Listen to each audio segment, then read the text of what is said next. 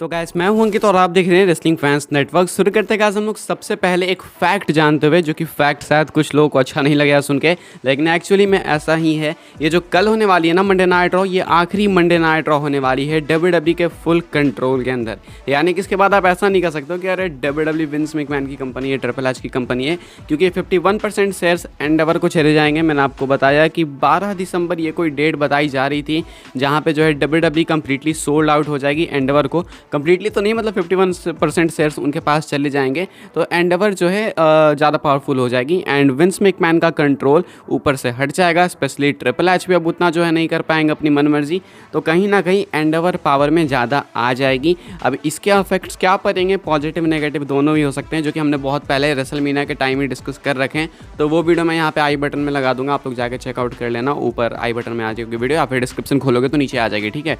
तो वहाँ पर मैंने डिस्कस किया कि पॉजिटिव नेगेटिव क्या हो सकता है।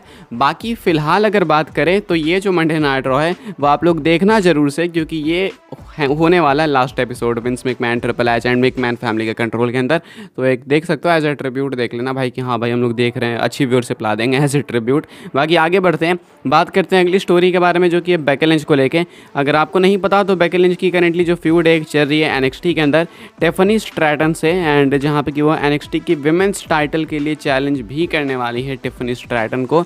अब यहाँ पे फ्यूड तब स्टार्ट हुई जब टिफनी स्ट्रैटन ने पोक कर दिया था अपने एक डब्ल्यूडब्ल्यू बैकस्टेज इंटरव्यू में। बेकी लिंच को कह रही थी कि जो कितनी भी फॉर्मर एनएक्सटी विमेंस चैंपियन है वो मुझे छू भी नहीं सकती, मेरे लेवल तक पहुंच भी नहीं सकती।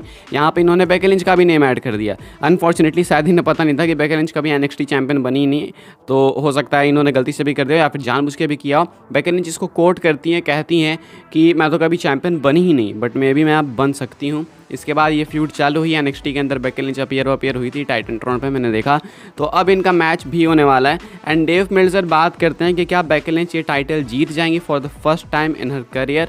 तो इसके बारे में जो है बताया डेव मिल्जर ने कि देखो अगर मैं अपने हिसाब से बताऊँ तो मुझे लगता है कि डब्ल्यूडब्ल्यू बेकी लिंच को ही जिताने वाली है, क्योंकि लॉजिक नहीं बनेगा कि इतनी बड़ी मेगा स्टार आ रही है एनएक्सटी के अंदर एंड जो कि कभी एनएक्सटी चैंपियन नहीं बनी, उसे ना जिताने का। तो क्योंकि बेकी लिंच कभी भी एनएक्सटी विमेंस चैंपियन नहीं बनी है, तो ये चीज़ उनके लिए काम कर सकती है एज अ मिराकल, एज कह सकते हो कि डब्ल्यूडब्ल्यू का एहसान ये भी कह सकते हो। एंड बेकी लिंच में भी जीत सकती हैं एनएक्सटी की विमेंस चैंपियनशिप, ऐसा कहना है डेव मिल्जर का। लेकिन इसके बावजूद अगर डब्ल्यूडब्ल्यू चाहे तो चीप टैक्टिक्स से चीप डीक्यू कर सकती है।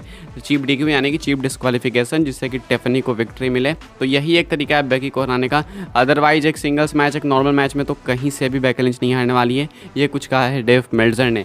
आगे बढ़ते हैं गाइस, बात करते हैं अगली स्टोरी के बारे में, जो कि ड्रू मैकिंटायर को लेके।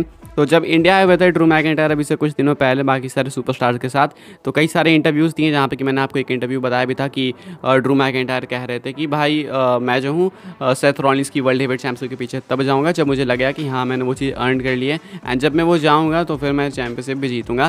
साथ में रिजू दास गुप्ता ने स्पोर्ट्स क्रियर रेसलिंग के ये भी सवाल पूछा ड्रू मैकिंटायर से कि सीएम पंक के डब्ल्यूडब्ल्यू रिटर्न के बारे में आपके क्या थॉट्स हैं, आप क्या कहना चाहोगे, क्या ये चीज़ हो सकती है या फिर नहीं। तो ऐसा तो आंसर नहीं किया है ड्रू मैकिंटायर ने कि हो सकती है या फिर नहीं हो सकती, या फिर मैं चाहता हूँ या नहीं चाहता हूँ, लेकिन वो सिर्फ एक चीज़ कहते हैं कि देखो सीएम पंक के जो नेम है वो काफ़ी कंट्रोवर्शियल नेम है, एंड ये इतना कंट्रोवर्शियल है कि हमेशा टॉक्स में रहता है, यानी कि हमेशा डिबेट्स में या फिर हमेशा इसके बारे में बात होते रहती है, हॉट टॉपिक ट्रेंडिंग टॉपिक रहता है ये। तो कहने का मतलब मैकिंटायर का बस इतना था एंड इतना ही जवाब देते हैं वो इस टॉपिक को लेके। तो मुझे जहाँ तक लग रहा है कि मैकिंटायर के कहने का मतलब ये है कि देखो ये हॉट टॉपिक ट्रेंडिंग टॉपिक तो हमेशा रहता है, तो बिजनेस के लिए प्रॉफिटेबल तो होगा, साथ साथ में कंट्रोवर्शियल भी है। तो यही है मैकिंटायर का आंसर इस चीज़ के ऊपर। ऐसा इन्होंने बताया नहीं कि ये चाहते हैं या फिर नहीं चाहते हैं, इन्होंने बस इतना कह दिया कि हाँ हॉट ट्रेंडिंग टॉपिक तो ये रहता है। खैर आगे बढ़ते हैं गाइस, बात करते हैं अगली स्टोरी के बारे में, जो कि जे उसो को लेकर है। जे उसो को लेकर दो अपडेट्स है बैक टू बैक।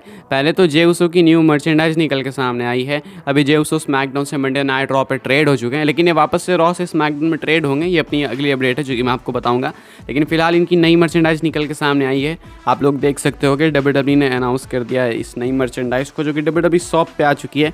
एंड यहाँ पे ये रही मर्च जो कि है ब्लू शेड में, एंड यहाँ पे मेन इवेंट जे उसो लिखा हुआ है। ये मेन इवेंट जे उसो तो रोमन रेंज की वजह से ही वैसे नेम मिला है जे उसो को, एंड पीछे अगर पीछे साइड देखो तो वो कोकोनट ट्री है ना, तो ये ट्राइबल इफेक्ट देने के लिए, थोड़ा ट्राइबल वाइब्स देने के लिए वो कोकोनट ट्री लगा दिया गया है। एंड ये है कंप्लीट न्यू मर्च जे उसो की। अब देखते हैं कि जे उसो की ये नई मर्च आने के बाद क्या वो टॉप 5, टॉप 6, टॉप 7 लिस्ट में आ पाएंगे टॉप मर्चेंडाइज सेलर्स में।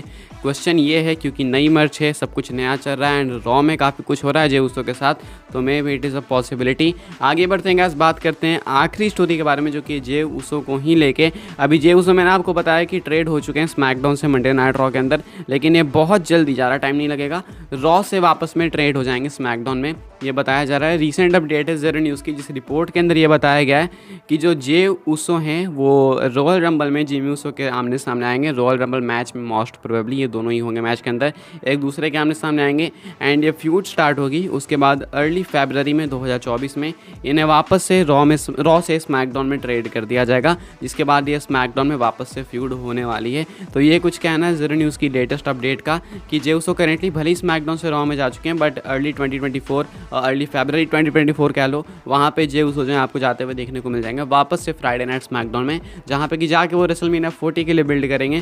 प्रोबेबली ये वाला मैच हो सकता है रेसलमेनिया नाइट 1 का मेन इवेंट भी बन जाएगा, डब्ल्यूडब्ल्यूई वर्ल्ड हेवीवेट चैंपियनशिप को मेन इवेंट ना कराना चाहे तो, क्योंकि ये कोई छोटा मोटा मैच नहीं है, बहुत मैसिव मैच है। तो ये कुछ बताया गया है। क्या आप लोग देखना चाहोगे वापस से जे उसो को स्मैकडाउन के अंदर, या फिर रॉ के अंदर अकेले ही उन्हें टॉप मेगास्टार बन के रहना चाहिए परमानेंटली? कमेंट करके बताना, लेकिन परमानेंटली तो हो नहीं पाएगी चीज़ क्योंकि फ्यूड खत्म ही नहीं हुई है। लेकिन हाँ, आप लोग फिर भी चाहो तो कमेंट करके बता सकते हो। इस वीडियो के लिए बस यही अपडेट्स है, लाइक शेयर सब्सक्राइब करना, फॉलो कर सकते हो आप लोग मुझे इंस्टाग्राम एंड ट्विटर पे, लिंक है डिस्क्रिप्शन में। सब्सक्राइब करके बेल आइकन भी ऑल पे सेट कर लेना। मिलते हैं अपनी नेक्स्ट ऑफर काफ़ी इंटरेस्टिंग वीडियो में।